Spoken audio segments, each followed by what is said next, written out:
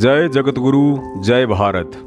विश्व गुरु भारत के आप सभी भाई बहनों को मुझ पवन दास मेरठ वाले का और रामचंद्र दास जी कानपुर वाले की तरफ से प्यार भरा नमस्कार और दिल से करोड़ों बार उन सभी सोशल मीडिया यूजर्स का धन्यवाद करता हूं जिन्होंने कोरोना वायरस के एकमात्र समाधान को लेकर बनाए गए मेरे पिछले 9 मिनट 40 सेकंड के वीडियो को मात्र एक सप्ताह के अंदर अंदर 1 करोड़ भारतवासियों तक पहुंचाकर इस विश्व हित के कार्य में सहयोग दिया।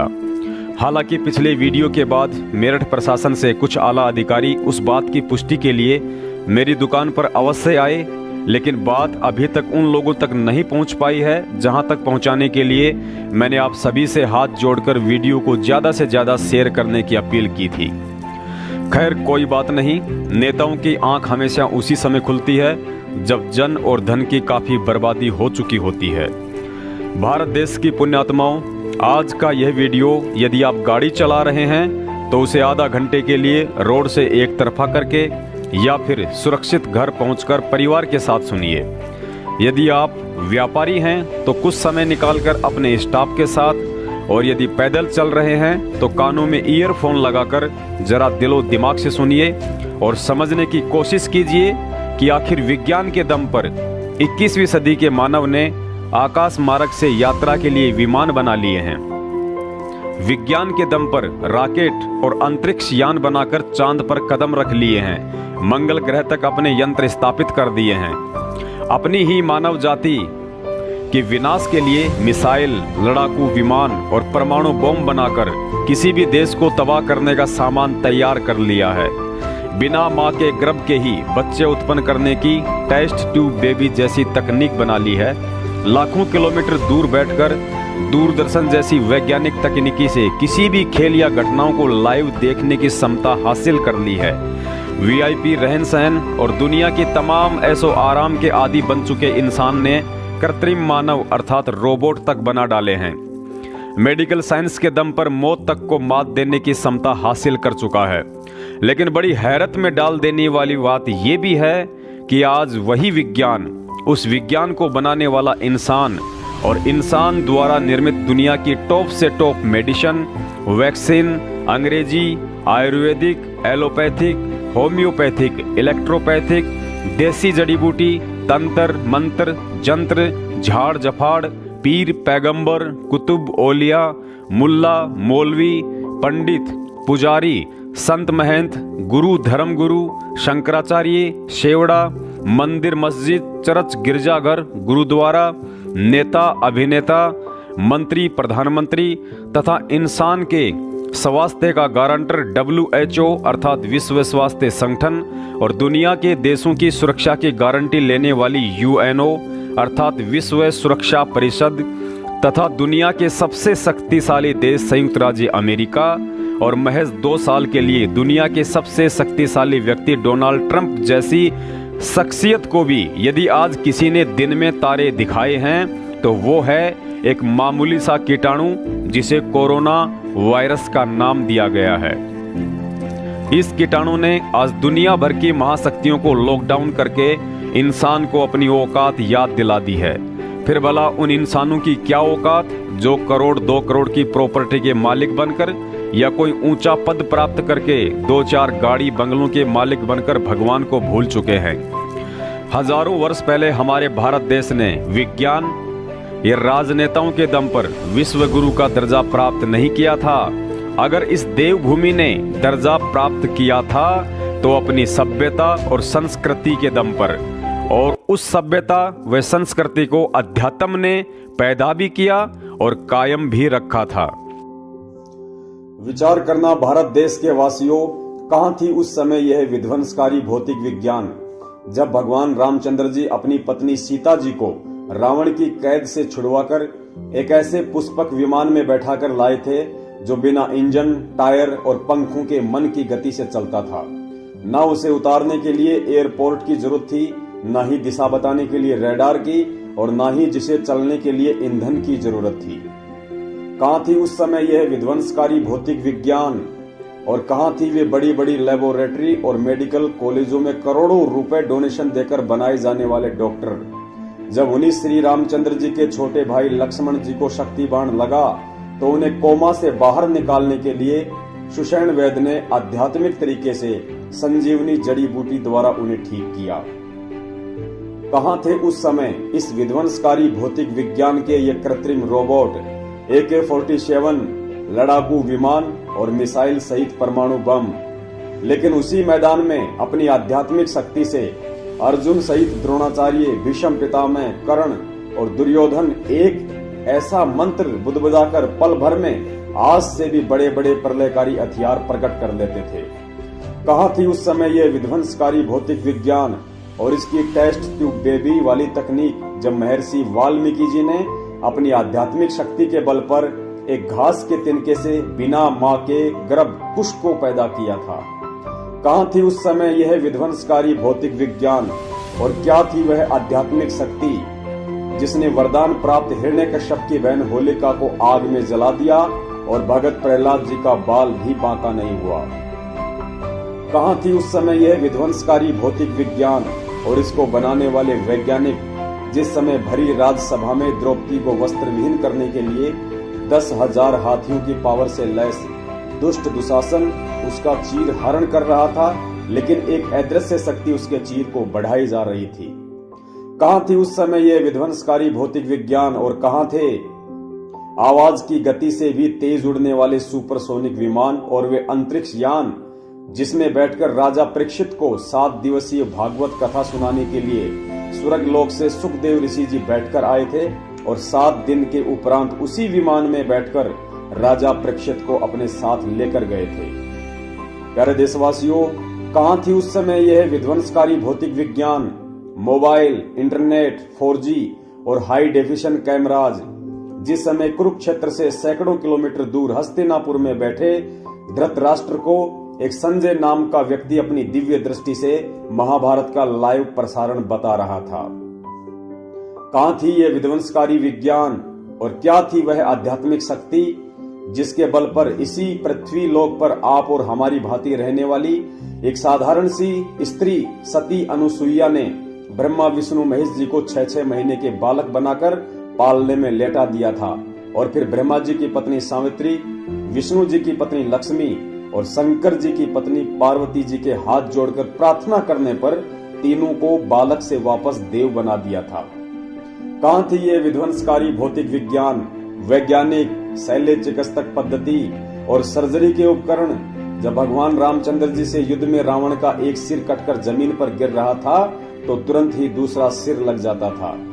और आखिर कहां थी उस समय यह विध्वंसकारी विज्ञान और वह कौन सी आध्यात्मिक शक्ति थी जिसके बलबूते पर रावण ने आकाश मार्ग से अपनी सेना को उड़ाकर देवताओं के राजा इंद्र के इंद्रलोक पर आक्रमण किया और इंद्र को हराकर उसकी बेटी सुलोचना से अपने ज्येष्ठ पुत्र मेघनाथ की शादी करके लाया था।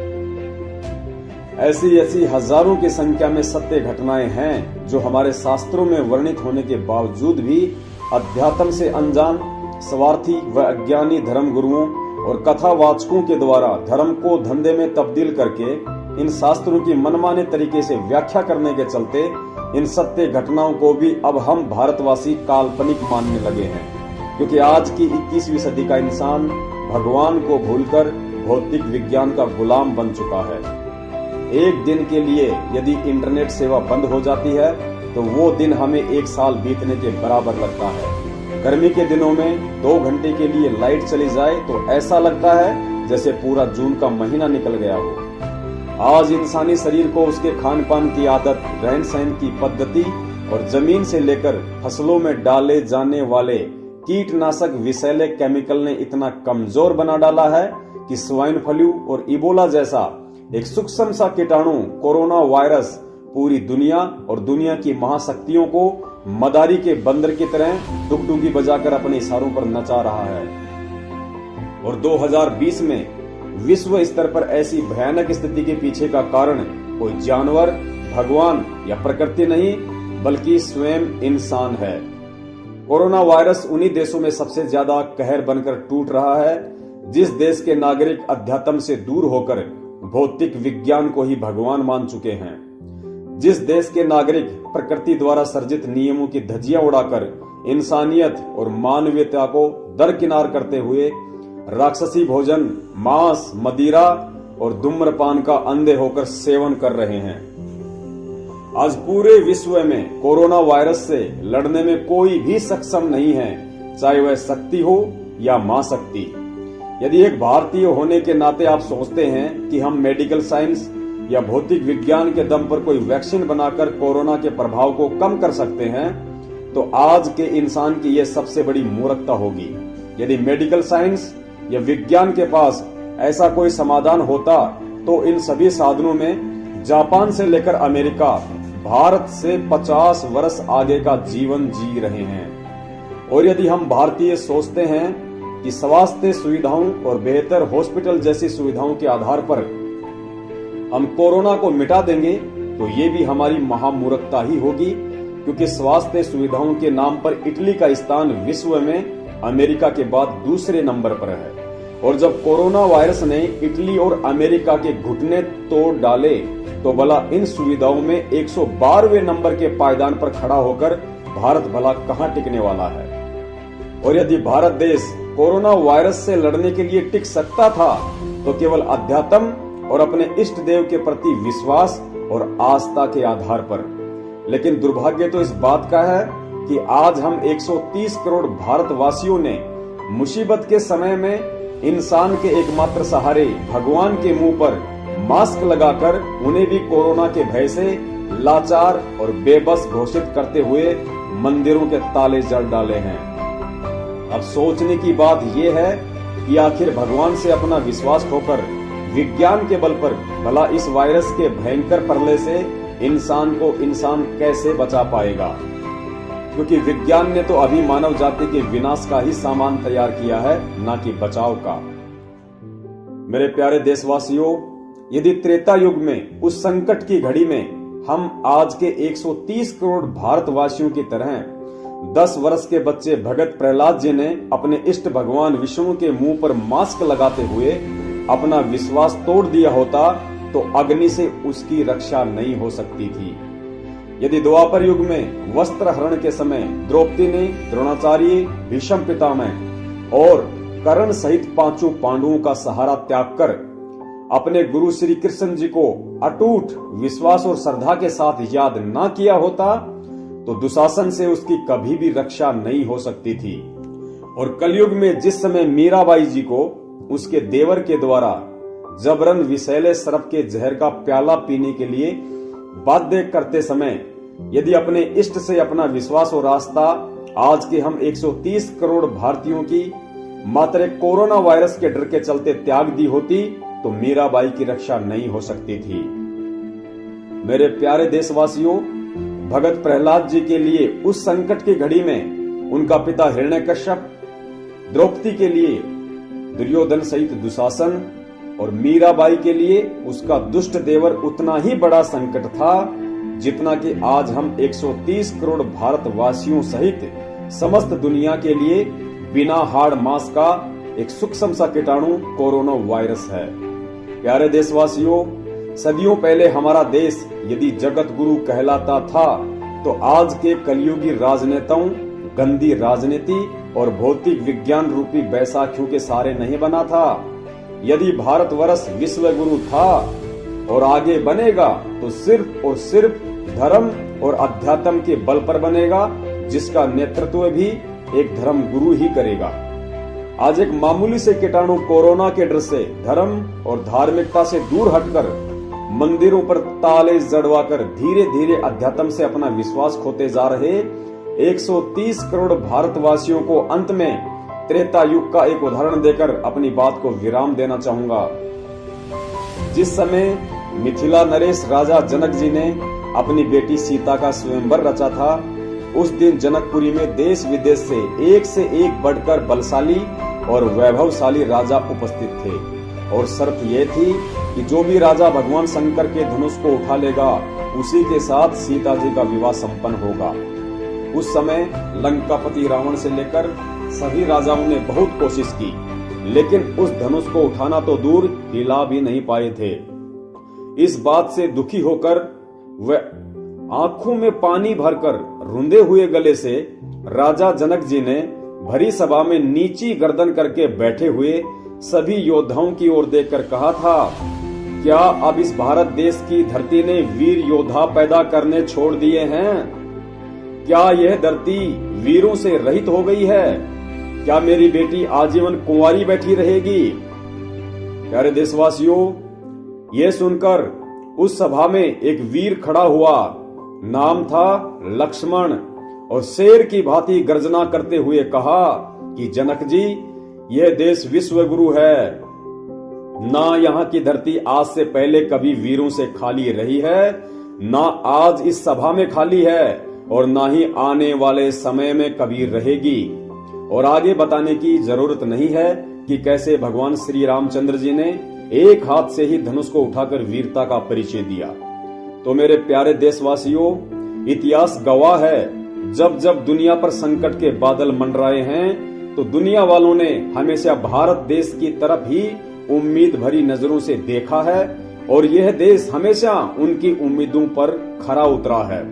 ठीक इसी तरह इतिहास इस बात का भी गवाह है कि जब जब भारत देश पर संकट के बादल मंडराए हैं तो देशवासियों ने उम्मीद भरी नजरों से किसी राजनेता या व्यापारी की तरफ नहीं, बल्कि किसी न किसी संत की तरफ देखा है, और उस संत के प्रयासों से ही देश एक बार पुनः जगत गुरु बनकर उन समस्याओं से बाहर निकला है।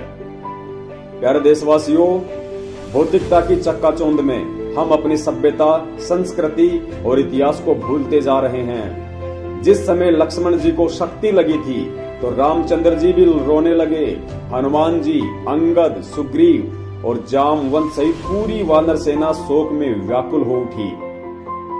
सबका विश्वास टूटता ही जा रहा था। तभी विभीषण जी ने कहा कि लंका में सुसेन नाम का एक ऐसा वैद्य है जो लक्ष्मण जी की मूर्छा को तुड़वा सकता है। उसी समय सुसेन वैद्य को बुलवाया गया तथा हनुमान जी से सुसेन वैद्य के द्वारा द्रोणागिरी पर्वत से संजीवनी बूटी मंगवाकर लक्ष्मण जी को कोमा से बाहर निकाला गया। तो मेरे 130 करोड़ प्यारे देशवासियों, ये ना भूलना कि यदि आज इस भारत देश को कोरोना वायरस रूपी शक्ति लगी है तो कोई सुसेन नाम का वैद्य और उस वैद्य का पता बताने वाला कोई विभीषण ना होगा। आज भारत देश की इस पावन धरती पर सुसेन वैद्य रूपी वह महान संत भी उपस्थित है जिसके आगे कोरोना कोई संकट नहीं बल्कि ऊंट के मुंह में जीरे के समान भी नहीं है। और विभीषण रूपी वह भगत भी है जो समय आने पर जब कोरोना वायरस से लड़ते लड़ते इन राजनेताओं के, विज्ञान के और मेडिकल साइंस के ढंग से घुटने टूट लेंगे, तब उस वैद्य का और उस वैद्य के द्वारा 27 साल पहले ही बनाई जा चुकी कोरोना वायरस की मेडिसिन का फार्मूला बताएगा। अन्यथा उसके अलावा पूरी दुनिया के पास अन्य कोई दूसरा ना ही तो ऑप्शन है और ना ही इलाज है। प्यारे देशवासियों, वीडियो देखने के लिए आपका बहुत बहुत धन्यवाद। अच्छा लगा हो तो विश्व हित में वीडियो को फेसबुक से लेकर व्हाट्सएप पर सभी जगह शेयर करें। कोई भी व्यक्ति इस वीडियो को अपने YouTube चैनल पर अपलोड कर सकता है। मुझ पवन दास की तरफ से कभी भी कॉपीराइट स्ट्राइक नहीं लगाया जाएगा। मेरा पूरा पता और वीडियो बनाने के पीछे के मकसद को जानना चाहते हैं तो इस वीडियो से एक सप्ताह पहले ही फेसबुक पर अपलोड किया गया मेरा पहला वीडियो अब आगे अवश्य देखिए। फेसबुक पर अंग्रेजी में पवन कुमार यादव के नाम से सर्च करेंगे तो कुछ इस तरह की फोटो के साथ मेरी आईडी दिखाई देगी। जय जगत गुरु, जय भारत। बोलो सतगुरुदेव की जय। आप सभी भारत देश के शिक्षित नागरिकों से और विशेषकर उस युवा वर्ग से जो सोशल मीडिया को यूज करता है, आप सभी से मेरा हाथ जोड़कर निवेदन है, विश्व हित में इस छोटे से वीडियो को जितना जल्दी हो सके भारत देश के माननीय प्रधानमंत्री श्री नरेंद्र दास मोदी जी तक आप जी भेजने में मेरा सहयोग करें। और मेरे हाथ में आप जो एक छोटी सी बोतल देख रहे हैं, ये कोई पानी की बोतल नहीं है। ये दुनिया के किसी लैब में बनाई नहीं जा सकती है और दुनिया के किसी भी मेडिकल स्टोर में इसको खरीदा नहीं जा सकता है। ये जो बोतल है, इस बोतल में कोरोना वायरस की मेडिसिन 100% जड़ से समाप्त करने वाली मेडिसिन है कोरोना वायरस को, जो आज के दिन दुनिया के किसी भी देश के पास नहीं है और ना ही कोई देश इसको बनाने में सक्षम है। मैं ये वीडियो फेमस होने के लिए या किसी अन्य रीजन से नहीं बना रहा हूं, क्योंकि वीडियो के एंड में मैं आपको मेरा पूरा एड्रेस दूंगा, क्योंकि एड्रेस देना बहुत जरूरी है, वरना संपर्क कहां हो पाएगा। तो आप सभी भाई बहनों के माध्यम से अब मेरा यह संदेश माननीय नरेंद्र दास मोदी जी के लिए होगा। मोदी जी, कोरोना वायरस भारत देश के लिए कोई बहुत बड़ा संकट नहीं है, बहुत छोटी सी चीज है, क्योंकि भारत हमेशा से जगत गुरु रहा था और आगे भी जगत गुरु ही रहेगा। और जब जब दुनिया पे संकट आया है तो इतिहास इस बात का गवाह है कि उसका हल भारत देश से ही निकला है, और भारत देश में भी उन समस्याओं का समाधान किसी संत ने निकाला है। तो कोरोना वायरस की मेडिसिन आपके देश में 27 साल पहले ही बन चुकी थी। और कोरोना तो मोदी जी बहुत छोटी सी चीज है, कोरोना के बाद भी यदि कोई कोरोना का बाप जैसा कोई वायरस आना होगा तो उसका भी 100% तोड़ ये मेडिसिन है, 100%। इस बात का आप लोग ऐसे यकीन नहीं करोगे, इसलिए मैं आप नरेंद्र मोदी जी से निवेदन करता हूं। मोदी जी, मेरा नाम पवन दास है, मैं यूपी की मेरठ में रहता हूं और मेरा एड्रेस है मेरठ में बागपत रोड पर एक विद्या कॉलेज है, जिसको विद्या नॉलेज पार्क के नाम से भी बोलते हैं। उसके ठीक सामने मेरा दही बड़े का एक छोटा सा दुकान है। आम नागरिक हूं मैं आपके देश का, वहीं मैं रहता हूं। और सिर्फ एक छोटा सा संदेश आज मैं आप जी को देना चाहता हूं कि भारत जगत गुरु था, जगत गुरु है और जगत गुरु रहेगा। और आज जिस कोरोना के प्रभाव से पूरा विश्व चिंतित है, देखिए कोरोना कोई बहुत बड़ी महामारी नहीं है मोदी जी, कोरोना एक मैसेज है। अगर इसको समझा जाए तो उस परमेश्वर की तरफ से कोरोना वायरस एक छोटा सा मैसेज है कि जीव जीव होता है और जीव को अपनी औकात में रहने की आवश्यकता है। जिस महाशक्ति अमेरिका, ब्रिटेन, रसिया, चीन, जापान, इन लोगों ने ऐसे ऐसे परमाणु बम बना लिए हैं, ऐसे ऐसे मिसाइलें तैयार कर रखी हैं जो पल भर में किसी भी देश को तबाह करने में सक्षम है, लेकिन एक छोटे से सूक्ष्म जीवाणु जो देखना भी बड़ा मुश्किल है, उस जीवाणु ने उन महाशक्तियों को घुटने के बल जमीन पर बैठने के लिए मजबूर कर दिया।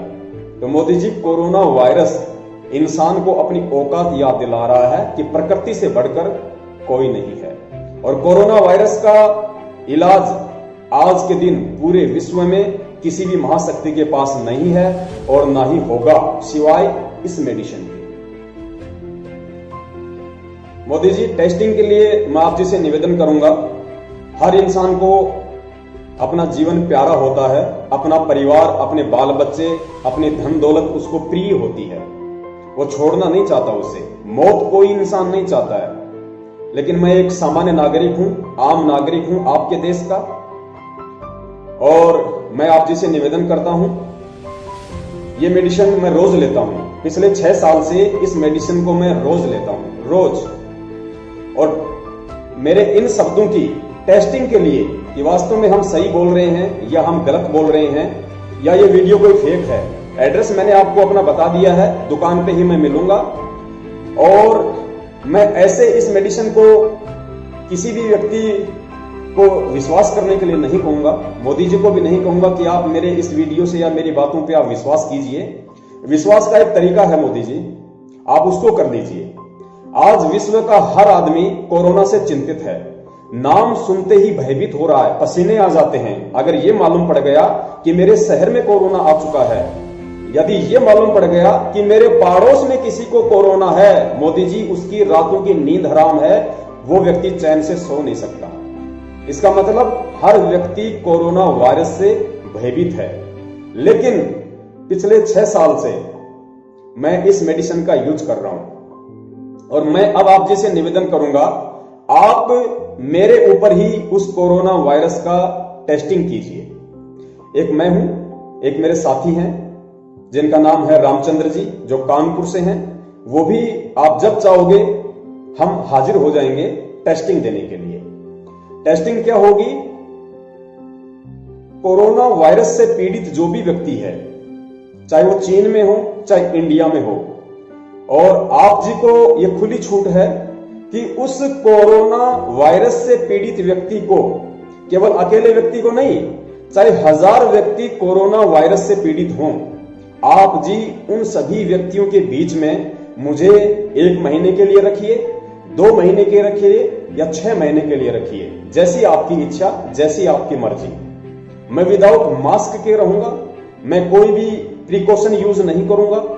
मैं सिर्फ सुबह और शाम आधा आधा ढक्कन इस मेडिसिन का लूंगा, और 1 महीने तक या जितना भी समय आप जी निर्धारित करेंगे या आपकी सलाहकार समिति निर्धारित करेगी, उस हिसाब से उतने ही दिन मैं 1000 कोरोना वायरस से पीड़ित व्यक्तियों के बीच में रहूंगा। अगर 1 महीने तक मैं वहां रहा और मेरा कुछ भी नहीं बिगड़ा, तो मोदी जी आपको फिर इस चीज को मानना पड़ेगा और इस मेडिसिन को बनाने वाले संत को मानना पड़ेगा, क्योंकि वो आपकी मजबूरी भी होगी। और यदि मेरे ऊपर कोरोना वायरस का इंफेक्शन हो गया और यदि मेरी डेथ हो गई, तो मोदी जी मैं पहले ही अपना एफिडेविट बना के दूंगा। आप जी एफिडेविट ले लीजिएगा मेरे और मेरे दोस्त का, रामचंद्र जी का।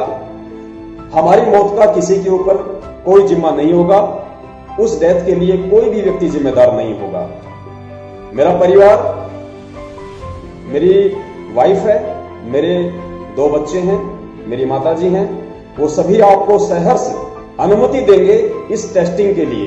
कोरोना वायरस पीड़ित लोगों के बीच मुझे रहने के लिए आपको सहर्ष वो स्वीकृति देंगे, हंस के स्वीकृति देंगे। क्यों?